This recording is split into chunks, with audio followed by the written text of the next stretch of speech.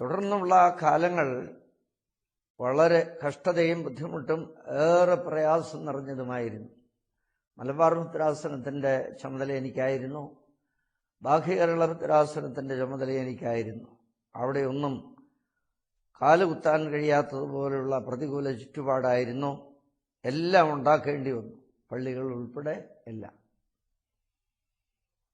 തുടർന്ന് അങ്കമാലി ഭദ്രാസനത്തിലെ രാവും പകലും ഓടുകയായിരുന്നു. വളരെ സന്തോഷത്തോടെയാണ് വേല ചെയ്ത് ആവശ്യമായ ആരോഗ്യം ദൈവം തന്നു, ബുദ്ധിയിൽ കുറവായിരുന്നെങ്കിൽ. അതിവേഗത്തിൽ ഭദ്രാസനം വളർന്നു, സഭ വികസിച്ചു. ചുരുക്കി പറഞ്ഞാൽ ഡൽഹിയിൽ സ്ഥലമുണ്ടായി, തിരുവനന്തപുരത്ത് സ്ഥലമുണ്ടായി. ഒരറ്റം മുതൽ ഒരറ്റം വരെയും എല്ലായിടത്തും പള്ളികളായി. ഏതാണ്ട് 150ഓളം വൈദികരായി. ഇപ്പോൾ അങ്കമാലി ഭദ്രാസനത്തിൽ 200 ശിഷ്ടം വൈദികരുണ്ട്.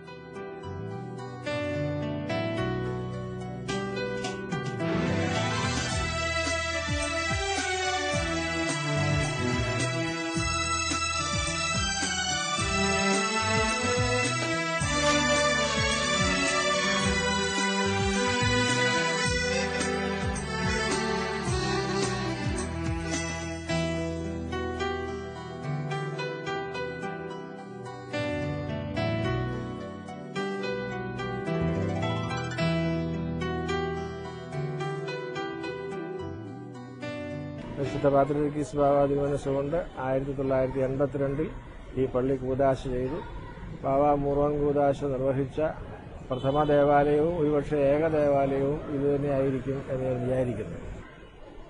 ഈ പള്ളിയുടെ നിർമ്മാണ വേളയിൽ ഞങ്ങളുടെ സഹായത്തിന് ഏറ്റവും കൂടുതൽ പ്രയോജനപ്പെടുത്തിയത്, ദൈവത്തിൻ്റെ പരിശുദ്ധാത്മാവ് പ്രയോജനപ്പെടുത്തിയത് ശ്രേഷ്ഠ ബാവ തിരുമേനിയാണ്. തിരുമേനി അന്ന് അങ്കമാലി ഭദ്രാസനത്തിൻ്റെ മെത്രാപ്പോലീത്തയാണ്. പക്ഷേ സഭയിലെ ഇപ്പോഴത്തെ പ്രയാസങ്ങളുടെയൊക്കെ ഒരു കുറച്ചുകൂടെ ഗൗരവമുള്ള സമയമായിരുന്നുകൊണ്ട് തിരുമേനിക്ക് കൂടെ തിരുവനന്തപുരത്ത് വരേണ്ടി വരുമായിരുന്നു. ഞങ്ങൾ ക്ഷണിക്കുകയും ചെയ്യുമായിരുന്നു. വരുമ്പോഴൊക്കെ ഇടവകയിൽപ്പെട്ട ആളുകളെയും ഇടവക മെത്രാപ്പോലീത്തായെ പോലും അതിശയിപ്പിച്ചുകൊണ്ട് തിരുമേനി ഈ പള്ളിക്ക് വേണ്ടി പണപ്പിരിവിന് നടക്കുകയും വീടുകൾ കയറി ഇറങ്ങുകയും ഒക്കെ ചെയ്യുമായിരുന്നു. ശ്രേഷ്ഠ ബാവ തിരുമേനി സഭയിലെ 100 കണക്കിന് വരുന്ന ഇടവക പള്ളികൾ സന്ദർശിക്കാറുണ്ട്. ഇടവകയിൽ നടക്കുന്ന ആത്മീയ സാമൂഹ്യ പ്രവർത്തനങ്ങൾക്ക് ബാവ എല്ലാവിധ പ്രോത്സാഹനങ്ങളും നൽകുന്നു. ഇടവകയിൽ പ്രവർത്തിക്കുന്ന ആതുരാലയങ്ങളും അഗതി മന്ദിരങ്ങളും സന്ദർശിച്ച് അവിടുത്തെ അന്തേവാസികൾക്ക് ആശ്വാസം പകരുവാനും ബാവ തിരക്കിനിടയിലും സമയം കണ്ടെത്തുന്നു. 1995 ജൂൺ മാസം 20-ാം തീയതി സുപ്രീം കോടതി വിധിയുണ്ടായി. അതോടുകൂടെ സഭയ്ക്ക് എന്തെന്നില്ലാത്ത ഭാരമായി. 96 ഭാഗ്യവാനായ പൗലോസ് കാതോലിക്ക ബാവ കാലം ചെയ്തു. തുടർന്ന് ഗീവർഗീസ് മാർ ഗ്രിഗോറിയോസ് തിരുമേനി, പെരുമ്പിള്ളി തിരുമേനി കാലം ചെയ്തു. ശുദ്ധ എപ്പിസ്കോപ്പൽ സിനോദോസിന്റെ സെക്രട്ടറി ആകേണ്ടി വന്നു ഞാൻ. പെരുമ്പിള്ളി പെരും പള്ളിയായി പടുത്തുയർത്തിയത് പുണ്യശ്ലോകനായ മാർ ഗ്രിഗോറിയോസ് തിരുമേനിയാണ്.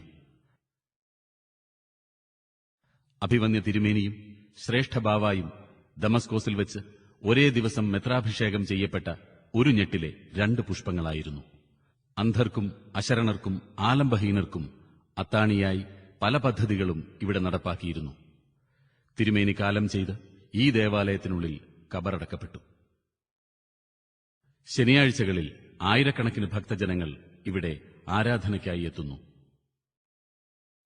2002 വരെ എത്തി. 2002 തങ്കുരിശിൽ കൂടി അസോസിയേഷനിൽ വെച്ച് എന്നെ നിയുക്ത കാതോലിക്കയായി തെരഞ്ഞെടുത്തു.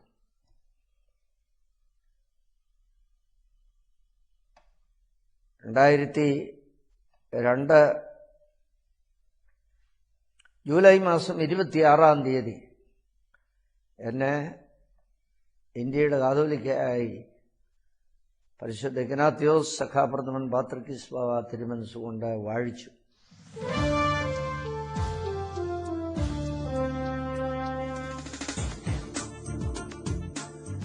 സിറിയൻ ഓർത്തഡോക്സ് സഭയുടെ തലവനും പരിശുദ്ധ പത്രോസിന്റെ അപ്പസ്തോലിക സിംഹാസനത്തിന്റെ അധിപതിയുമായ അന്ത്യോഖ്യ പാത്രിയാർക്കീസിന്റെ ഇന്ത്യയിലെ ആസ്ഥാനവും ഇന്ത്യയുടെ കാതോലിക്കേറ്റും പുത്തൻകുരിശ് പാത്രിയാർക്ക സെന്ററിൽ സ്ഥിതി ചെയ്യുന്നു.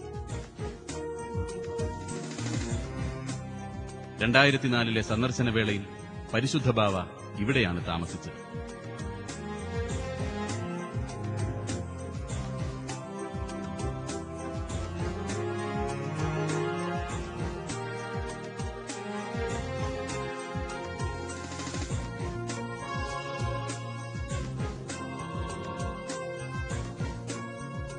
പുത്തൻകുരിശ് ടൌണിന്റെ മധ്യഭാഗത്ത് 8 ഏക്കർ സ്ഥലത്ത് പാത്രിയാർക്ക സെന്റർ നിർമ്മിച്ചത് ശ്രേഷ്ഠ ബാവായുടെ ശ്രമഫലമാണ്.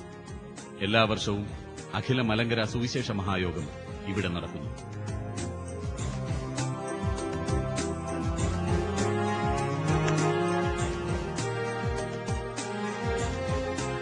കാതോലിക്കയായി തിരഞ്ഞെടുക്കുമ്പോൾ സഭയ്ക്ക് ആസ്ഥാനമില്ല,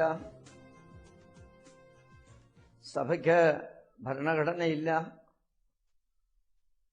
ഒന്നുമില്ലാത്ത ഒരവസ്ഥയായിരുന്നു. പക്ഷേ ഇപ്പോൾ അത്ഭുതകരമായി ദൈവം നടത്തി എല്ലാം ഉണ്ട്.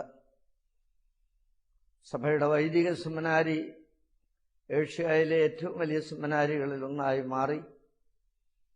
സഭയുടെ സൺഡേ സ്കൂൾ പ്രസ്ഥാനം കേരളത്തിൽ ഇത്ര ഭംഗിയായി പോകുന്ന മറ്റൊരു ഡിപ്പാർട്ട്മെന്റ് കാണുകയില്ല. കോൺവെന്റുകൾ 6 ബ്രാഞ്ചുണ്ട്, പല പല ഓർഫനേജുകളുണ്ട്, അഗതി മന്ദിരമുണ്ട്. ഇപ്പോൾ പലതും പണി തീർന്നുകൊണ്ടിരിക്കുകയാണ്. കോളേജുകളും ഇഷ്ടം പോലെ ആയിട്ടുണ്ട്. എല്ലാ ഭാഗത്തും ദൈവം അത്ഭുതകരമായ ഒരു വളർച്ച. യാക്കോബായ സഭയുടെ അമൂല്യ സമ്പത്താണ് വെട്ടിക്കൽ ഉദയഗിരി തിയോളജിക്കൽ സെമിനാരി. പരിശുദ്ധ റൂഹായുടെ കിന്നരമെന്ന് വിളിക്കപ്പെട്ട സെന്റ് എഫ്രേമിന്റെ പുണ്യനാമത്തിലുള്ള സെമിനാരി ചാപ്പൽ. ഇവിടെ വെച്ചാണ് സെമിനാരി വിദ്യാർത്ഥികൾക്ക് പട്ടം കൊടുക്കുന്നത്. മധ്യ യൂറോപ്പിന്റെ ചുമതല വഹിച്ചിരുന്ന യേശു ശീശക് മോർ യൂലിയോസ് മെത്രാപ്പൊലീത്തയാണ് സെമിനാരിയുടെ നിർമ്മാണത്തിന് മുന്നോട്ട് വന്നത്. ഇടവകയിലെ വിശ്വാസികൾക്ക് ആത്മീയ നേതൃത്വം നൽകുന്ന പട്ടക്കാരെ വാർത്തെടുക്കുന്ന സ്ഥാപനം. 4 വർഷത്തെ BD, 6 വർഷത്തെ ഇന്റഗ്രേറ്റഡ് BD കോഴ്സുകളിലായി 120ഓളം വിദ്യാർത്ഥികൾ ഇവിടെ പഠനം നടത്തുന്നു. സഭയിലെ വൈദികരിൽ 300ഓളം പേർ ഇവിടെ പഠനം പൂർത്തിയാക്കിയവരാണ്.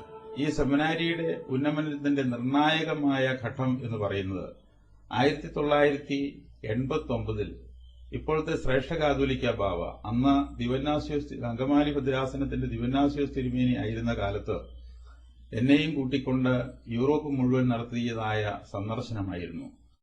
നമുക്ക് ഒരു സിറിയൻ ഓർത്തഡോക്സ് യൂണിവേഴ്സിറ്റി തന്നെ ഉണ്ടാകേണ്ടത് അത്യന്താപേക്ഷിതമാണെന്നും സുറിയാനി ഭാഷയുടെ ഗവേഷണവും പഠനവും നടത്തേണ്ടത് അത്യന്താപേക്ഷിതമാണെന്നും ചെന്ന സ്ഥലങ്ങളിലെല്ലാം ശ്രേഷ്ഠ ബാവ തിരുമേനി പ്രസംഗിക്കുകയും അങ്ങനെ അവിടുന്ന് കിട്ടിയതായ എല്ലാ സംഭാവനകളും സെമിനാരിയെ ഫലമേൽപ്പിക്കുകയും ചെയ്തു. ഏകദേശം 5 കോടി രൂപയിൽ കൂടുതൽ വിലമതിക്കുന്നതായ വലിയൊരു കെട്ടിട സമുച്ചയം തന്നെ ഇന്ന് വൈദിക സെമിനാരിക്കുണ്ട്. നല്ല നിലവാരം പുലർത്തുന്ന ഒരു BD കോളേജ്, തിയോളജിക്കൽ കോളേജ് കൂടിയാണ് വൈദിക സെമിനാരി. സഭയുടെ പുരോഗതിയുടെ അടിസ്ഥാനമാണ് ഈ വൈദിക സെമിനാരി.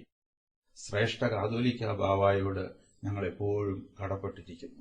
വൈദിക സെമിനാരിയെക്കുറിച്ച് ചിന്തിക്കുമ്പോൾ ഏറ്റവും വലിയ ഒരു ദർശനം ബാവായ്ക്കുണ്ട്.